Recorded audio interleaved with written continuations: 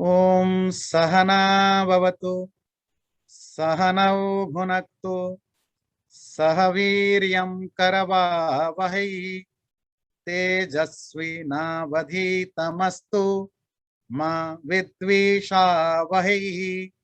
ओम शांति शांति शांति। ये जो सहना भवतु मंत्र है, ये यहाँ तैत्तिरीय आरण्यक से लिया गया है। मंत्र तो बहुत फेमस है, हम भी रोज हर क्लास से पहले बोलते हैं। सह मतलब साथ, है ना, साथ, टुगेदर। ना भवतु, नौ प्लस अवतु ना भवतु। नौ देखिए यहाँ है, नौ का मतलब होता है हम दोनों को। हे परमात्मा, तुम हम दोनों को साथ साथ अवतु रक्षा करो। अवतु मीन्स टू प्रोटेक्ट। तो God please protect both of us together. सहनऊ भुनक्तु, हे परमात्मा हम दोनों को सह साथ साथ पालो। भुनक्तु मीन्स पालन करना। सहवीर्यम करवा वही, और हम आपसे प्रमिश करते हैं परमात्मा, हम दोनों जो कुछ भी करेंगे वो साथ साथ करेंगे और वीर्य वाला, विरिलियंस करेंगे। तेजस्वी नौ अधीतमस्तु, और हमारा जो अध्ययन होगा, जो स्टडी होगा, वो तेजस्वी बनेगा, वो बहुत पावरफुल बनेगा, बहुत ब्रिलियंट बनेगा। माँ विद्विषा वही, और हम प्रॉमिस करते हैं हम दोनों एक दूसरे से कभी भी जेलेसी या एनिमिटी, किसी भी तरह का द्वेष, ईर्ष्या या किसी भी तरह का कोई नेगेटिव अप्रोच एक दूसरे के प्रति नहीं रखेंगे। तो वो दोनों कौन है जो प्रार्थना कर रहे हैं इस मंत्र में? गुरु और शिष्य। ये प्रार्थना है टीचर और स्टूडेंट, गुरु और शिष्य दोनों मिलके बोल रहे हैं कि हे प्रभु सहनऊ अवतु, हम दोनों को साथ साथ रक्षा करो। मुझे बचाने से काम नहीं चलेगा, क्योंकि ज्ञान ज्ञान तभी फैलता है जब दोनों हो। टीचर भी अच्छा चाहिए तो स्टूडेंट भी अच्छा होना जरूरी है। स्टूडेंट अगर समझने वाला, श्रद्धा वाला, क्वेश्चन पूछने वाला ना बने तो टीचर कितना ज्ञानी हो किसी काम का नहीं। टीचर, स्टूडेंट कितना भी अच्छा हो, टीचर अगर काम का नहीं है, ज्यादा नहीं जानता, ठीक से एक्सप्रेस नहीं कर पाता, तो भी काम का नहीं। गुरु और शिष्य दोनों के बीच में जो कंपैटिबिलिटी बनती है, एक दूसरे की भाव को अंडरस्टैंड करते हैं, एक दूसरे की वीकनेस को और उनकी जो पॉजिटिविटी को दोनों को समझते हैं, तो ज्ञान जो बोला जा रहा है और शिष्य जो ग्रहण कर रहा है, रिसीवर और गिवर के बीच में कम्युनिकेशन गैप बहुत कम होगा। हमेशा ध्यान रखिए, ये बहुत नेचुरल है। मैं जो चीज बता रहा हूं, मैं अगर 1 घंटे के बाद आप सबसे पूछूं कि मैंने मैंने क्या बताया, तो अगर आप 20 लोग हैं, कम से कम 10 वर्जन्स निकलेगा। वो 10 वर्जन्स में से 8 ऐसे होंगे जो मैंने नहीं बताया, ना मेरा इंटेंशन था बताने, पर आप ऐसा समझ जा रहे हैं, समझ रहे हैं। क्यों? क्योंकि ये डिपेंड करता है रिसीवर किस किस उसकी बैकग्राउंड क्या है, उसकी किस तरह के मेंटल ट्रेनिंग है, उसकी साइकोलॉजी क्या है, उसका इकोसिस्टम क्या है। जो टीचर बता रहा है, वो टीचर के, अगर वो टीचर की माइंड को उसकी इकोसिस्टम से कनेक्ट नहीं कर रहा है, तो वो कुछ भी बताए वो कुछ और समझ रहा हो। और ये मैं अपने एक्सपीरियंस से बता रहा हूँ। क्लासेस के बाद मुझे ऐसे बहुत लोग मिलते हैं जो मेरे से बोलते हैं, ये आपने बोला था, इसका क्या भाव है? और यकीन मानिए, ऐसा मैंने बिल्कुल नहीं बोला था, पर वो कैसे सुन लिया और कैसे समझ भी लिया, जबकि मैंने ऐसा नहीं बताया। चलो समझ में गड़बड़ी हो, समझ में आता है, पर सेंटेंस भी वो पकड़ लेता है कि आपने ये बोला था, जबकि नहीं बोला था। सवाल ही नहीं उठता है कि मेरे मुंह से निकलेगा, पर वो उसको सुना ही दिया और वो समझ भी गया।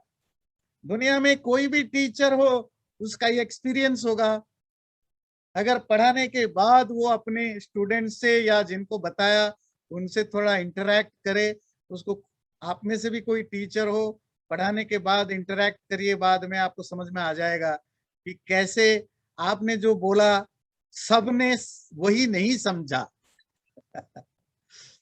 और ये बहुत नेचुरल है।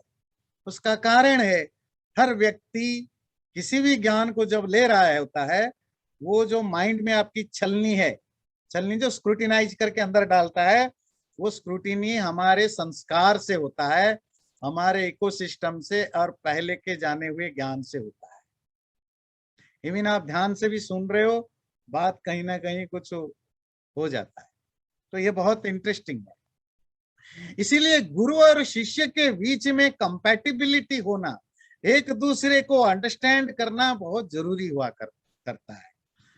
जब उपनयन संस्कार होता है ना, उपनयन संस्कार तो विद्या से रिलेटेड होता है, गुरु और शिष्य।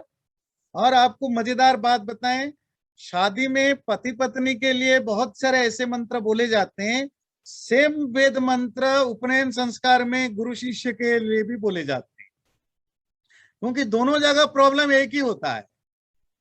पति कुछ बोले, पत्नी और कुछ समझती है। पत्नी कुछ बोले, पति और कुछ समझता है, जो झगड़ा होता है। तो घर में क्लेश होता है, क्योंकि एक दूसरे को नहीं समझ पाते। और अगर पति पत्नी में समझने में, एजुकेशन में, अंडरस्टैंडिंग में अगर फर्क है, तो डेफिनेटली प्रॉब्लम होता है। सपोज पति बहुत दुनिया देखा है, पत्नी बहुत कम बाहर निकली है, तो हमेशा प्रॉब्लम होगा।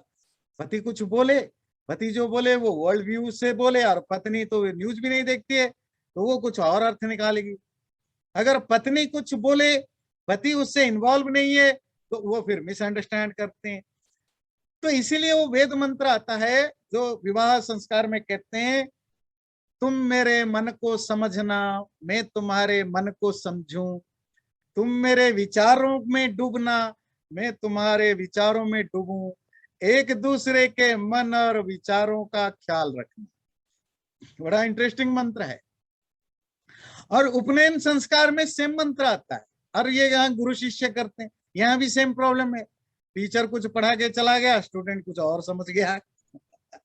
स्टूडेंट कुछ और क्वेश्चन पूछ रहा है, टीचर कुछ और आंसर दे रहा है। तो ये दोनों तरफ हमेशा होता है, ये मेरा एक्सपीरियंस है एज ए टीचर। तो बच्चा या स्टूडेंट क्या जानना चाहता है, टीचर नहीं समझ पाए तो भी प्रॉब्लम होगा। टीचर जो बता रहा है, स्टूडेंट इसको ठीक से उस प्रॉपर कॉन्टेक्स्ट में ना समझ पाए तो भी प्रॉब्लम होगा। तो ज्ञान कहीं भी, दोनों हालत में जो उद्देश्य है गुरु शिष्य का मिलने का, कि ज्ञान बढ़े, वो नहीं बढ़ सकता। बात समझ में आती है कितना इंपॉर्टेंस है गुरु और शिष्य के बीच की जो कंपैटिबिलिटी है, जो उसकी अंडरस्टैंडिंग है, एक दूसरे को समझना, एक दूसरे की परिस्थिति को भी समझना बहुत जरूरी होता है। इसीलिए मंत्र कहता है, सहनऊ अवतु, हम दोनों की रक्षा करो, हम दोनों का रहना, स्वस्थ रहना जरूरी है ज्ञान के लिए। सहनऊ भुनक्तु, हम दोनों को साथ साथ पालो, भुनक्तु पालने के अर्थ में होता है। सहवीर्यम करवा वही, ये तो भगवान से प्रार्थना हुई दो वाक्य से, हमारी रक्षा करो, हमारा पालन करो। बाकी जो 2-3 मंत्र हैं, हमारा कमिटमेंट है प्रभु के प्रति। भाई तुम खाली मांगते रहोगे तो थोड़ा ही चलेगा, तुम्हारा भी तो कुछ कमिटमेंट होना चाहिए ना। तो हमारा कमिटमेंट है सहवीर्यम करवा वही, हम दोनों मिलके ब्रिलियंस बनाएंगे, मतलब जो भी ज्ञान होगा वो ब्रिलियंट होगा। और तेजस्वी नव अधीतम अस्ति, और ये भी हम कमिट कर रहे हैं, हमारा जो अधीत, जो अध्ययन होगा, जो स्टडी, जो पढ़ेंगे, वो पढ़ना, जो ज्ञान निकलेगा वो भी तेजस्वी होगा। तेजस्वी समझते हैं, फुल ऑफ ब्रिलियंस होगा। और लास्ट में तीसरा कमिटमेंट है, मां विद्वेषा वही, हम एक दूसरे से विद्वेष नहीं करेंगे। मां मतलब नट, विद्वेष मतलब, विद्वेष में सब आ जाता है, आपकी जेलेसी, एनिमिटी, गुस्सा, जो भी है। हाँ, ये हम एक दूसरे के प्रति किसी भी तरह का कोई नेगेटिव फीलिंग या नेगेटिव एटीट्यूड नहीं रखेंगे। इसको ऐसे समझिए, सपोज कोई सीखने वाला पढ़ने वाले के मन में ये भाव है कि ये टीचर कुछ नहीं जानता या कम जानता है, तो वो टीचर कितना भी सही बताए वो एक्सेप्ट नहीं, रिसीव नहीं कर सकता, क्योंकि ऑलरेडी उसके दिमाग में चला है कि ये टीचर जो है वो कुछ नहीं जानता, वह कम जानता है। मतलब कुछ टीचर ऐसे होते हैं, सिंपल बात को बड़े बड़े मोटे मोटे वर्ड यूज करके बोलते हैं, जो वो सिंपल चीज को भी बड़ा कॉम्प्लिकेटेड बना के बताते हैं।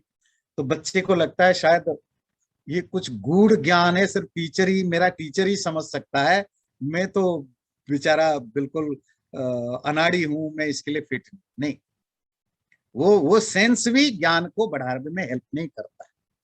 टीचर को शिष्य के लेवल पर आना पड़ता है, शिष्य को टीचर के लेवल पर जाना पड़ता है। जहां शिष्य कमजोर है, टीचर उसके लेवल पर आ जाता है समझाने के लिए, उसकी लैंग्वेज को, उसकी वर्डिंग को, उसको उसके लेवल पर आ जाता है। जहां कॉम्प्लिकेशन है तो स्टूडेंट को अपनी स्मार्टनेस, अपनी टैलेंट को थोड़ी बढ़ानी पड़ती है कि वो कॉम्प्लिकेशन को समझ सके टीचर जो समझाना चाहते हैं। जो दोनों एक बराबर स्टेज पर, प्लेटफॉर्म पर होते हैं, तब ज्ञान जो जाता है वो स्मूथली जाता है। नहीं तो हमेशा ज्ञान का जो ट्रांसफॉर्मेशन में हमेशा पोल्यूशन होता है। आप कितना भी अच्छी बातें बोलो, ग्रहण करने वाला पता नहीं क्या क्या लेकर जाएगा और आपके नाम पर ही बताएगा। तो ये, इसीलिए ये मंत्र बड़ा प्यारा मंत्र है गुरु और शिष्य के लिए कि हे प्रभु, हम दोनों की रक्षा करो, हम दोनों का पालन करो, हम जो भी करेंगे ब्रिलियंट करेंगे, तेजस्वी करेंगे, और एक दूसरे के प्रति कोई नेगेटिव भाव नहीं रखेंगे। चैनल को सब्सक्राइब जरूर करें और वीडियो अच्छा लगे लाइक भी जरूर करें।